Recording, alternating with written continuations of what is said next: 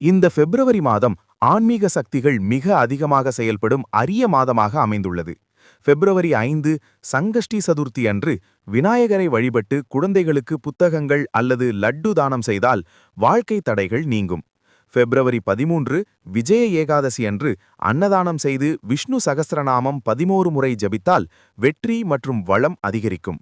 பிப்ரவரி 14 சனி பிரதோஷத்தில் வீட்டு வாசலில் தீபம் ஏற்றி சனிதோஷ நிவாரணம் பெறலாம்.